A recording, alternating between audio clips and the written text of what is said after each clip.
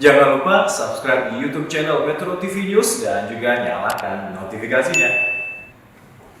Lalu bagaimana kesiapan dan antisipasi dari pihak Bandara Ngurah Rai? Kita terhubung dengan Taufan Yudhistira, Relation Manager PT Angkasa Pura I Bandara I Gusti Ngurah Rai. Pak Taufan, selamat sore.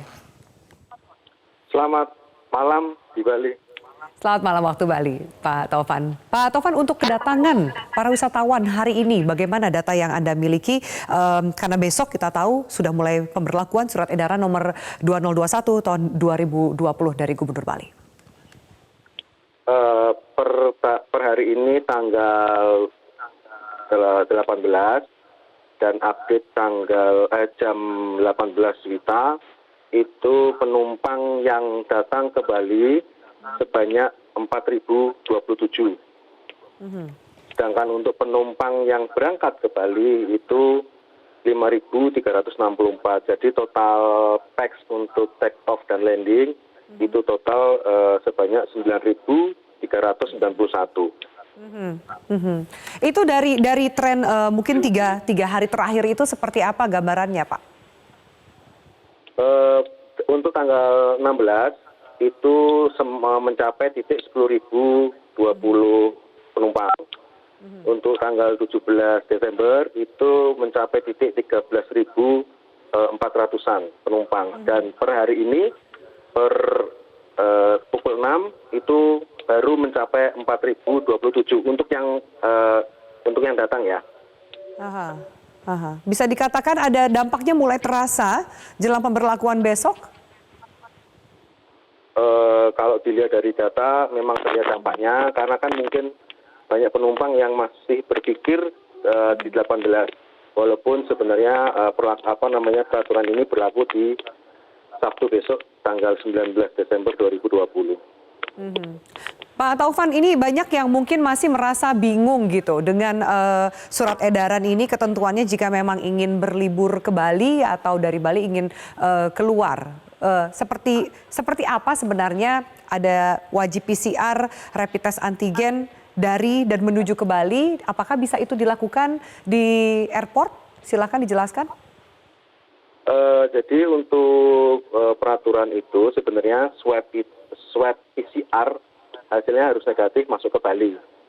Tapi ada pengecualian untuk anak maksimal usia 12 tahun itu bebas swab PCR dan juga bebas rapid test antigen.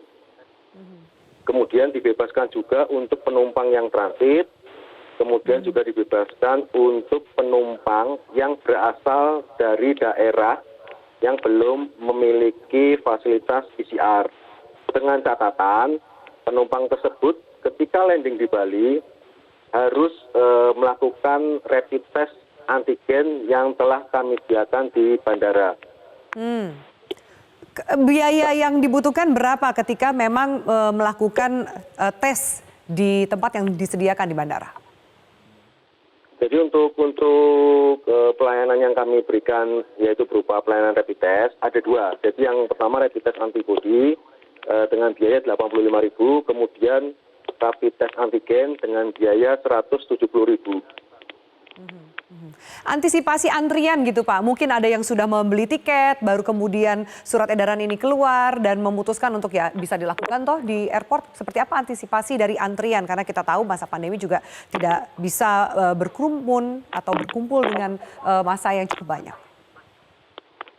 Jadi kami mempunyai tim penanganan khusus untuk pemantauan protokol kesehatan yang selalu rutin memantau pelaksanaan protokol kesehatan di bandara termasuk dalam antrian orang yang akan masuk dalam pelayanan rapid test. Kami tetap selalu memantau, termasuk juga untuk selalu mengingatkan orang untuk menjaga jarak, untuk selalu memakai masker dan untuk selalu mencuci tangan dan tidak berkerumun. Ada keterangan H-7 sebelum keberangkatan, biar tidak simpang siur, berarti masa berlaku dari hasil rapid testnya itu seperti apa sih Pak? Jika memang ternyata mereka mau melakukan tes secara mandiri sebelum datang ke Bali. Jadi H-7 itu dihitung dari tanggal keberangkatan. Jadi masa berlaku PCR itu kan 14 hari. Tapi untuk perlakuan di Bali itu dihitung 7 hari sebelum tanggal keberangkatan. Maksimal 7 kali 24 jam sebelum tanggal keberangkatan. Walaupun masa berlakunya selama 14 hari.